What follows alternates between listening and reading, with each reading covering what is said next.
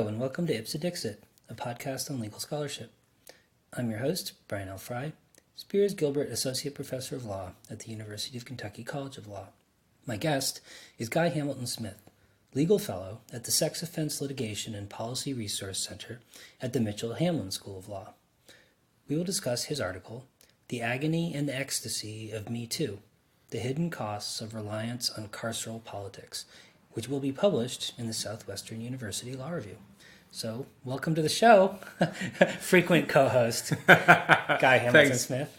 Thanks for having me. Thanks for having me again. Thanks for not kicking me off the show just yet. Never. So, I've followed this paper as you've been working on it, and we've had a lot of conversations about the project in the past. And I really think it's a great piece that speaks to some really important issues. I was wondering if you could start by sort of talking about the origins of the Me Too movement, though, because I feel like, as you recognized in a paper, in a lot of ways, that story has kind of become a little lost or forgotten as the movement has grown and changed over the last several years. Yeah, I think that, my understanding of Me Too is it's really, and I talk about this a little bit in the paper, but it really has sort of come to mean something, very different to different groups of people, but that it actually is something that has, in terms of culture and activism, it has a distinct origin story, and that comes, to us from Tarana Burke, who, in 2007, she was working, I believe it was as a youth camp director, and a girl in her charge, disclosed to her that she'd been sexually abused by her mother's boyfriend. And that really resonated with her, and she decided that she was with her and her own experiences, with sexual abuse, which is where sort of Me Too came from. Like, I am also someone who has been sexually abused, and you're not alone. And that's sort of where Me Too began in 2007, and in her words, it was a cultural movement to center the experiences of young boys and girls who were the victims of sexual violence, and to center their experience and to ensure that they were receiving, that they were taken seriously, that they were receiving services, things like that. And but Me Too didn't really take on its sort of hashtag-esque qualities until Alyssa Milano tweeted about it with the hashtag and sort of I guess you could say co-opted it. And I think later she walked it back a little bit after being sort of informed about the long history of Burke's activism when it comes to Me Too. But that's how it came into most people's consciousness, was when Alyssa Milano tweeted about it or made it into a viral hashtag. But really it comes from a very distinct origin of African American cultural activism, and again, essentially centering the experiences of survivors of sexual violence as opposed to anything else. Yeah, well, I wanted to come back to that question of sort of the change, perhaps, of emphasis of the movement and its perceived meaning. But I wonder if you could just briefly kind of reflect on that now as a way of maybe anticipating what we might talk about later in the episode. I mean, to what extent, and more precisely, sort of how and in what ways do you think this sort of shift from the sort of initial origins and focus of the Me Too movement has changed or reoriented itself, and what kind of priorities has it adopted, or does it seem to be pursuing now that are different from the original priorities? Well, there's certainly, I think there are multiple Me Too's or multiple strains or flavors of, Me Too, Me Too-esque movements, you might call them. And I suppose that happens with any social activism. There are different branches. But a lot of those branches have splintered off, and they've really become much less about, centering the experiences of survivors and much more about, much more about carceral politics, much more about, punishing either through sort of official state-sanctioned channels, such as which was the focus of a lot of what I write about, such as through the criminal legal system.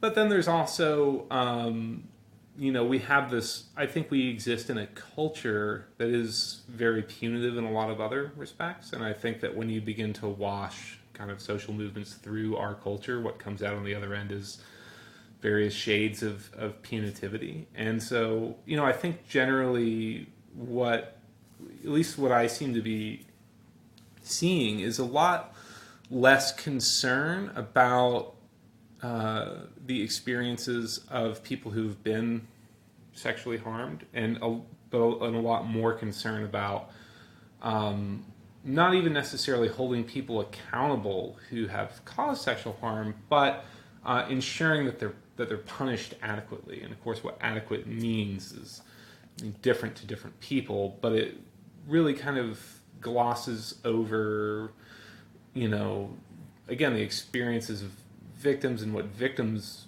or survivors say that they need, to the exclusion, to almost the exclusive focus on, we're going to ensure that these people are punished. And there's a disconnect there, I think, that I try to raise in the paper, that, I think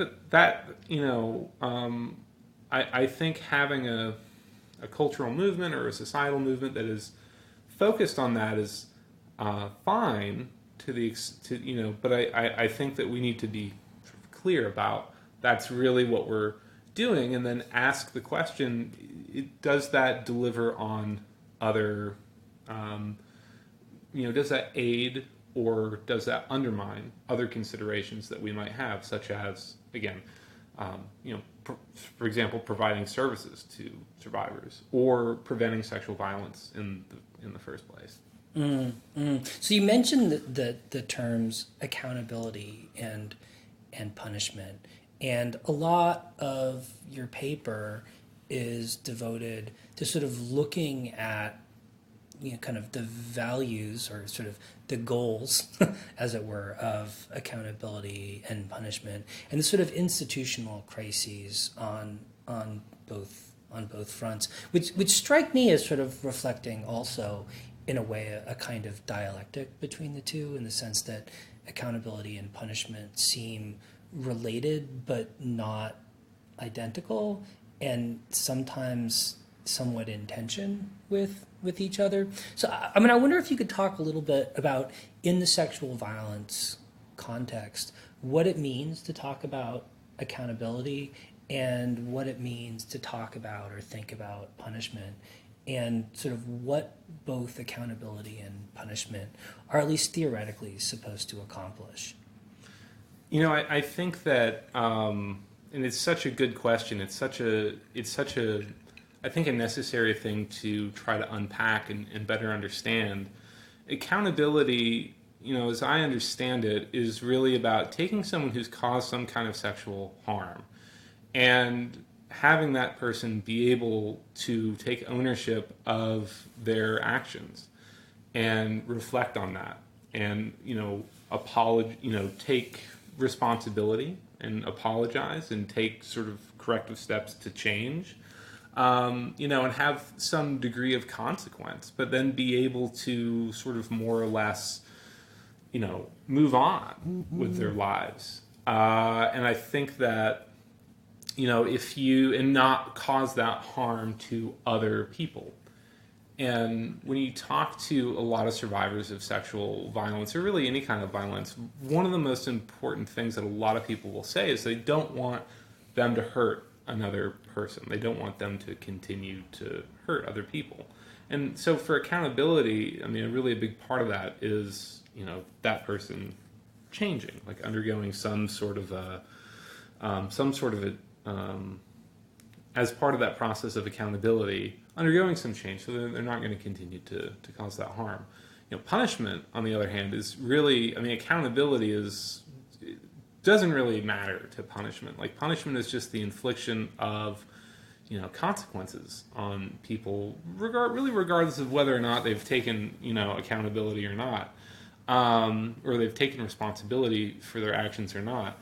And the important, in and essentially the infliction of consequences without the person taking ownership of their actions. I mean, that is essentially just punishment. But the thing is, like, the question that I try to ask in this paper is, does punishment give us the things that we want? Like, does it help people? Is that helping people change? Or is that preventing sexual violence? Or is it doing any number of or is that, giving, survivors of sexual violence a better outlook? Or is that giving them anything that they want? And I mean, one of the questions that I raise in the paper is that, when it comes to sexual violence, it's one of the types of offenses that we punish I would say most stringently, generally speaking. Although, and this is also something I talk about in the paper, what we conceive of as punishment is really quite limited in many regards. But to the extent that we want people to take responsibility and take ownership of their actions, which is what would help survivors of sexual violence to heal themselves, we disincentivize that by the more severe that we make our punishments, the less we incentivize accountability. And to state that differently, if we can impose new mandatory minimum sentences, or we can say, well, for anyone convicted of rape, for example, we are going to sentence you to 20-year mandatory minimum penalty, and lifetime on the sex offense registry. But then what incentive does that person have who has caused that harm, who has raped someone, to say, I did this and I'm sorry, if the only thing that they're going to get on the other end of that is a couple decades in prison and then a lifetime of civil death afterwards. So the proposal that I hope to be able to the conversation, I guess, that I hope that people will have more deeply is one in which we can talk about punishment in a way that we can incentivize accountability, as opposed to massively disincentivize accountability. Because the other reason why I think that's important is because, to the extent that people are going through the criminal legal system to have these cases adjudicated, well, it then obviously becomes a very traumatizing experience. I think as the stakes get raised sort of higher and higher, it then becomes obviously, like for a criminal defense attorney, for example, you have to zealously advocate for your client, and a lot of that is going to mean, a lot of that will mean the creation of an experience and a system that is going to be very traumatizing for people who've been harmed to go through it. So there is, in a lot of respects, I think, in a perfect world, I think accountability should be the natural outcome of punishment and the sort of the way that we impose consequences on people.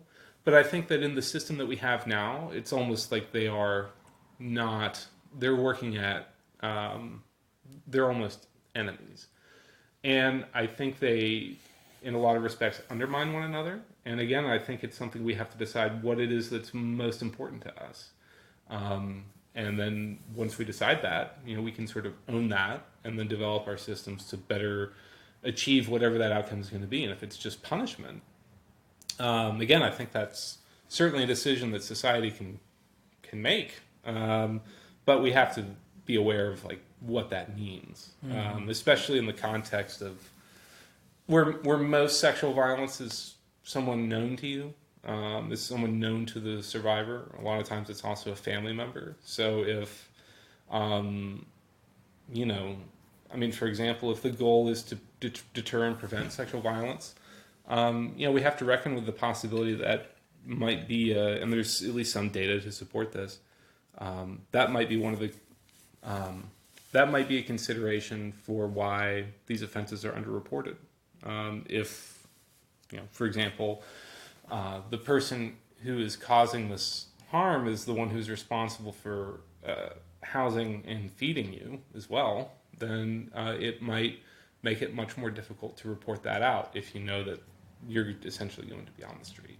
I mean, so it does seem like there's a real tension between accountability and punishment from the perspective of both the survivors of sexual violence and the perpetrators of sexual violence.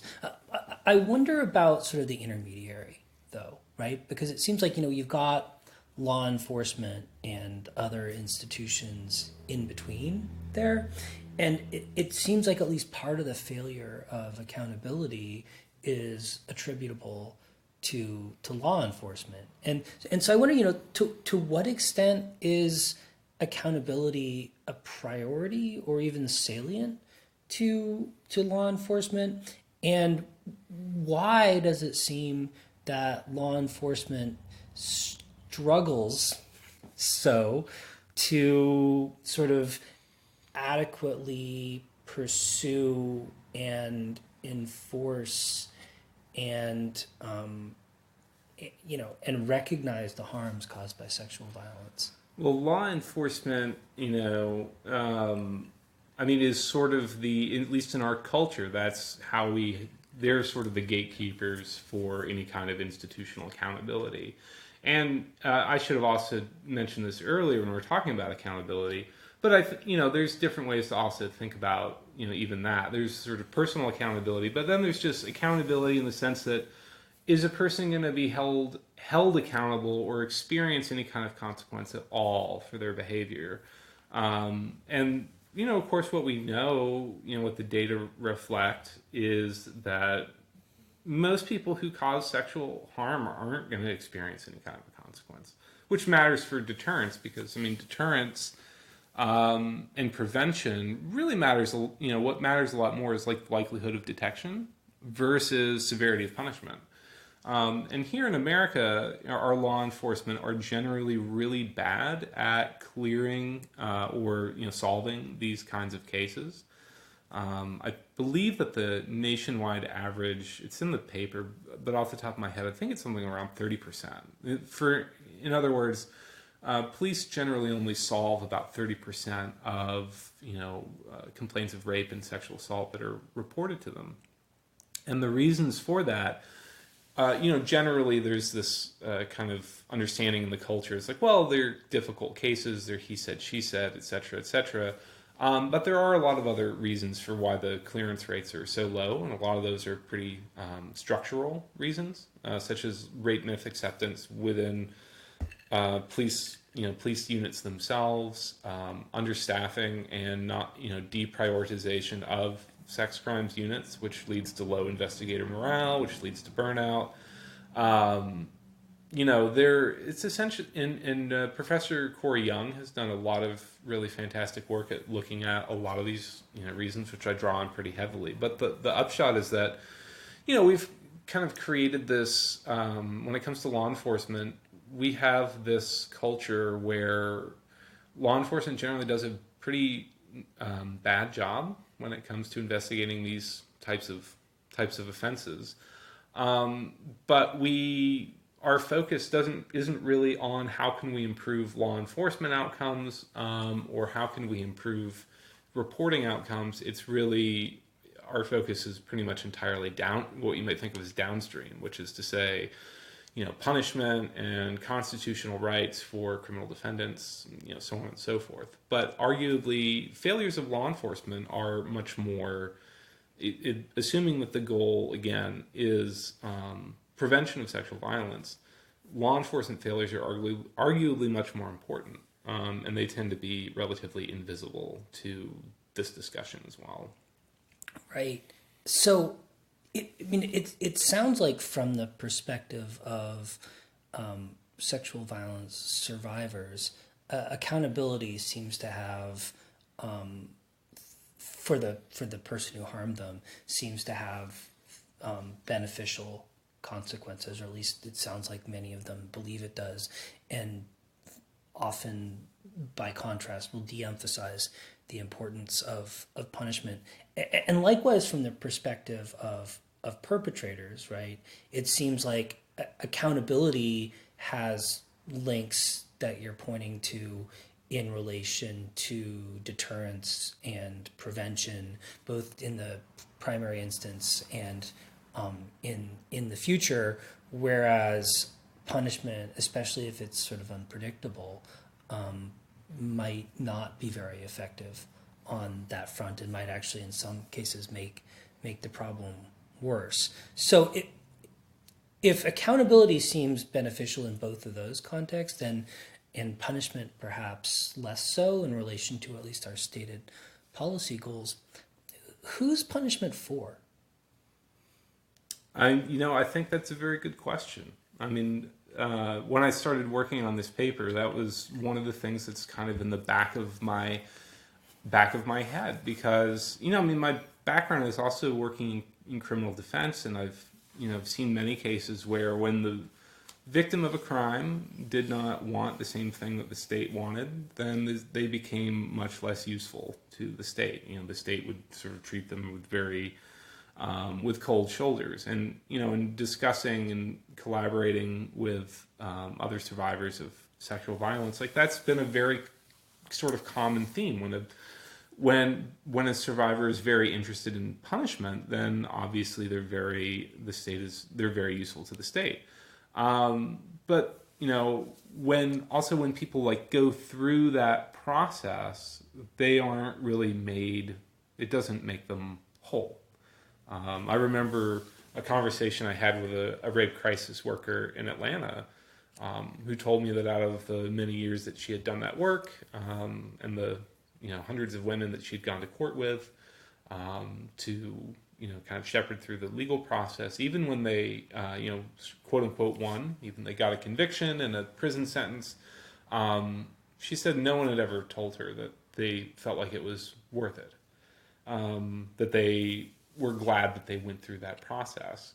And so I think that of course everyone will of course be free to speak to their own experiences, but I question whether or not punishment is something that is for survivors of sexual violence.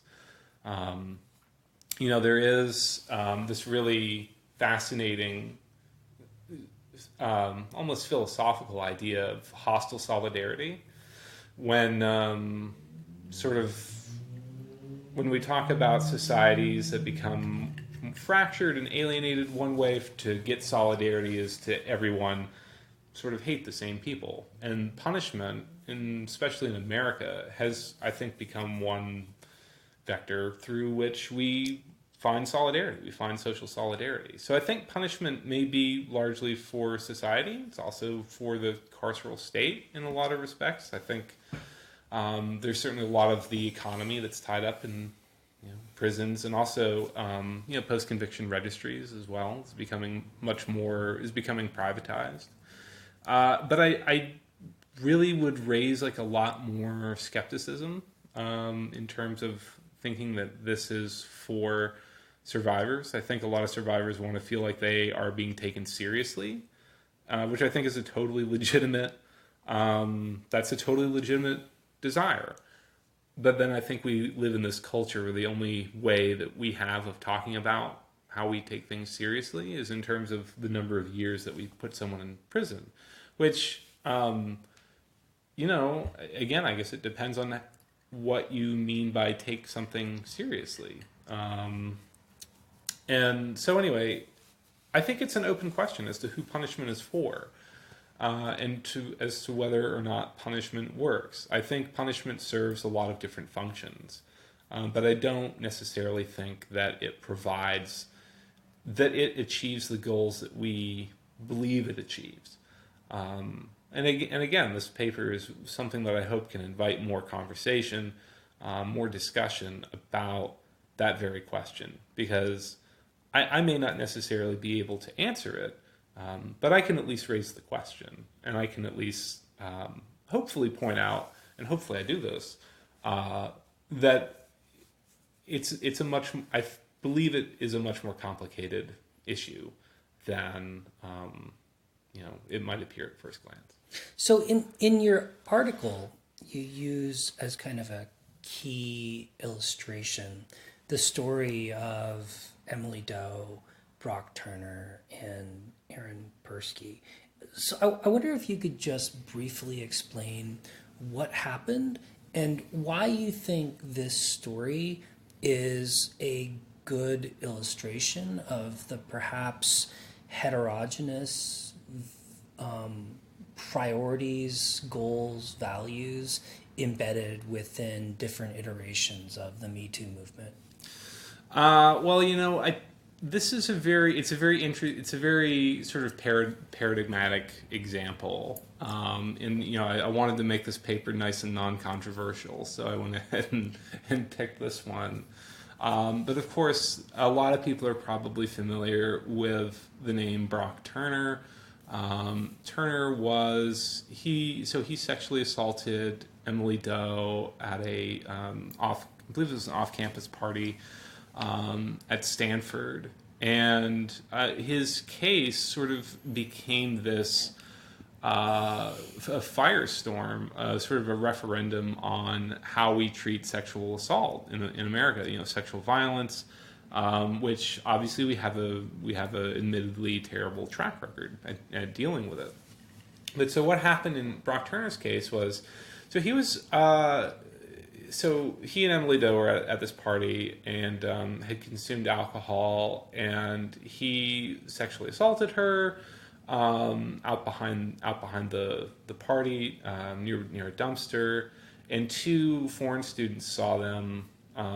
At first, they thought they were they thought they were having sex, but then one of them realized that only one person appeared conscious, so they became concerned and investigated, and they interrupted the assault, and one of them tackled Brock Turner, and then he was arrested and brought up on charges, and so he elected to, of course, go to trial, and he was convicted on all counts. And what made the Turner case so what made it sort of stick out in cultural consciousness was the sentence that was imposed by Judge Aaron Persky, which was 6 months of incarceration plus, I believe it was 2 years of probation, either 2 or 3, and then a lifetime on the sex offense registry.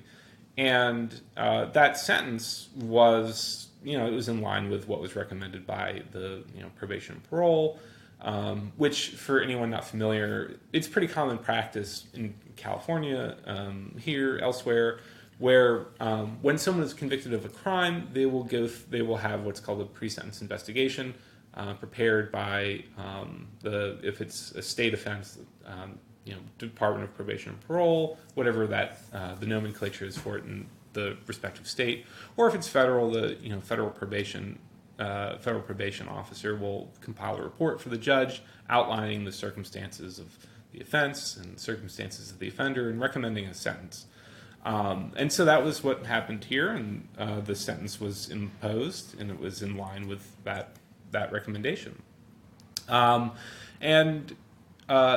Also, and at the sentencing hearing, Emily Doe read I believe it was like an 11,000 word. I mean, it was a very lengthy and very powerful victim impact statement that was read at the sentencing that was went viral, and it was shared, I don't know how many million times off the top of my head, but it was referred to as the manifesto of the Me Too movement, and that and so this sentence kicked off almost immediately an effort to recall, under a pretty idiosyncratic provision of California law, to recall Judge Persky from the bench in the wake of this sentence, that it was being called too lenient, and that Judge Persky was being assailed for being biased, that he was showing undue leniency to, and which, of course, by the way, it should also be pointed out that Brock Turner is he's kind of he, he's the criminal defendant that is very easy to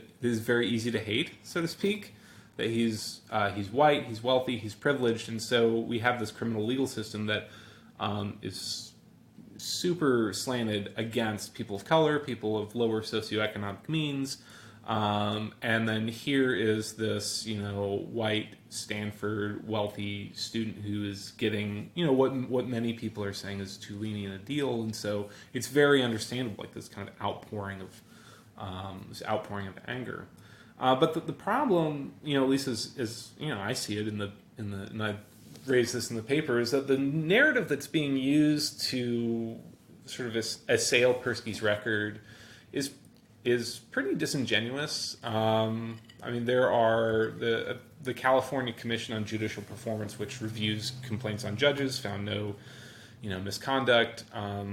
As the recall campaign wore on, even the Santa Clara District Attorney's Office was, said, look, even though we disagree with the sentence, we think a recall we're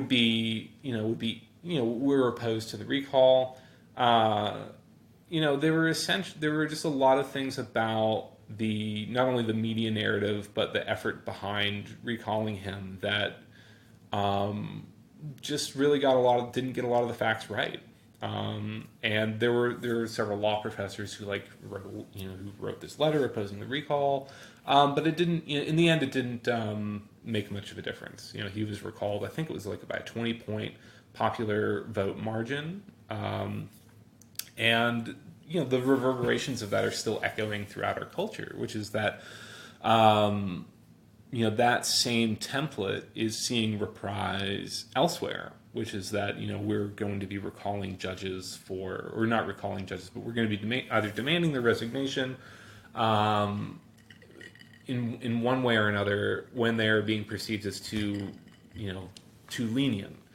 And of course, the desired impact of these campaigns is we want more punishment, we want more years, we want more, and the Brock Turner, Emily Doe, Aaron Persky cultural inflagration, if you want to call it that, is really just that is a prime example of a lot of these forces in action. But then again, the question is, okay, but is that really going to give us the things that we want, or that we say that we want? Or is it really just going to, one, not only not address the problems that we're seeking to have addressed, but that two, it's going to create a more punitive criminal legal system, which of course people of color, like I said earlier, people of color and people of lower socioeconomic means are going to be bearing the brunt of, because generally speaking, criminal defendants, people who have wealth, people who have resources, are able to avoid the criminal legal system to begin with, and so these sentences aren't really going to be impacting them at all anyway. So anyway, yeah, I use the Turner case as kind of just a lens to look through a lot of these issues, and to question whether or not that's going to deliver the things that we are hoping for in the end. So, does anyone know, or is there any information about what happened to Emily Doe and how she feels about the events that took place after the trial and punishment, including the recall? Has she spoken to whether she has felt like she's gotten some sort of accountability from him or from the legal system to help her with her recovery from this trauma? Has she spoken at all to her thoughts about the recall effort and the way it was framed in terms of inadequate punishment and sort of conceptualizing the obligation of the state to impose more punishment on perpetrators of sexual violence? Well, I think that, as far as after the recall, That I'm not aware of. The most recent thing that I'm aware of was just that she had turned down. There was Stanford law professor Michelle Dauber, who spearheaded the recall campaign. I believe that she had proposed a memorial be built on the site where the assault took place, and that I guess there were talks to try to inscribe this site with one of the phrases from Doe's victim impact statement, but that Doe had turned those down, and that Stanford did as well. I would assume for differing reasons, but I don't think that she has made, as far as I'm aware, made any public statements. I know that there was a Huffington Post article last year that was really in depth on the whole affair, and the reporter attempted to contact and talk to Emily Doe, but Professor Dauber rebuffed that reporter's efforts. And so, as far as I'm aware, she hasn't made any statements other than what was contained within her victim impact statement, and also the statement that she made to the probation officer, which she later said was taken out of context, but where before the statement that she made to the probation officer was that she wanted to see him punished, but she didn't want to see his life over. It was a sort of a much more tempered view about what she wanted to have happen, as opposed to what came next. And I think she also addressed some of that in her victim impact statement. But I don't think that she's really as far as anything recent, I don't think that she's made any statements. Which, given the way our culture, treats survivors of sexual violence, I think she's certainly, it's still, I think, a controversial topic to talk about. It's certainly a controversial topic to write about. And so, I think she's probably, if she doesn't want to, talk about it, I certainly don't think that she has to.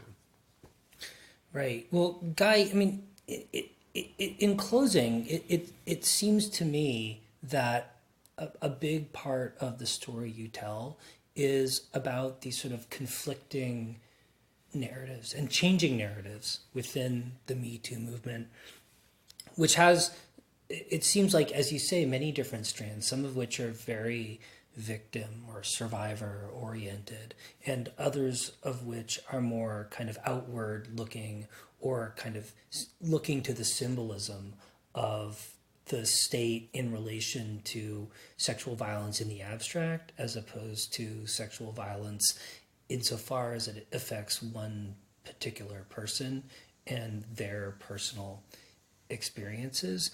And I wonder if you have thoughts about where and how this might evolve in the future.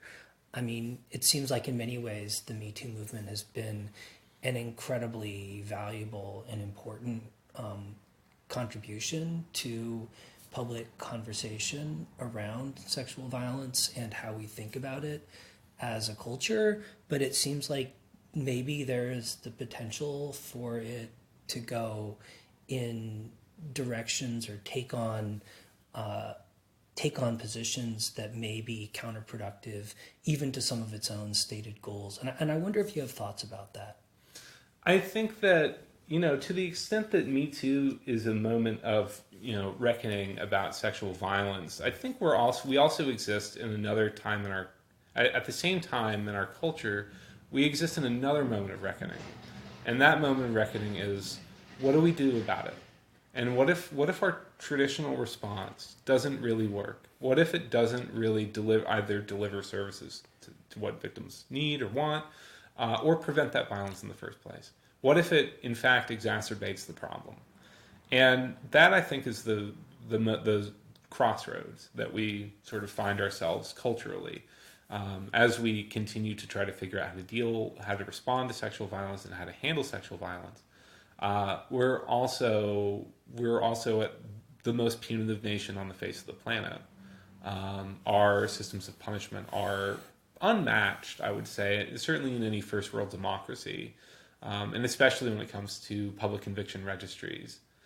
And so I think it could go any number of different directions from here. But I do see there's this possibility where instead of this being something that a social movement that is concerned with centering the experiences of survivors of sexual violence and preventing sexual harm from happening, we really become more concerned with just making sure that people are adequately punished without really interrogating whether or not that produces the things that we want. And in fact, it may just,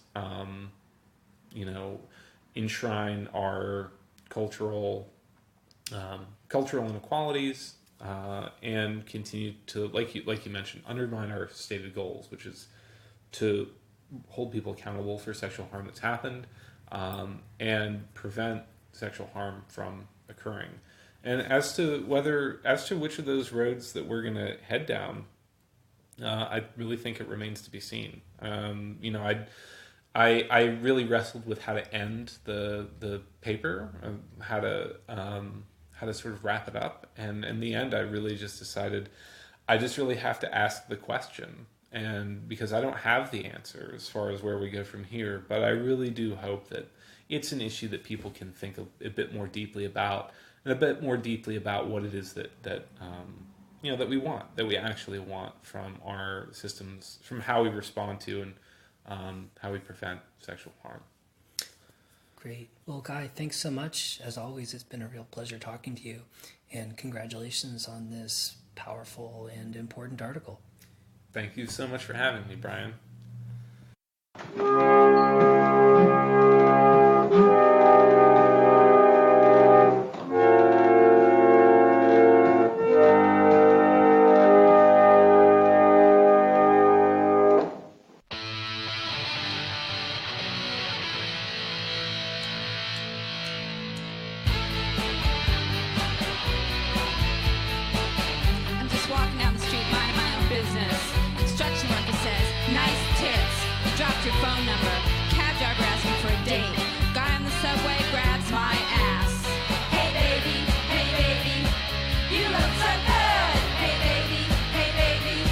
You look so good.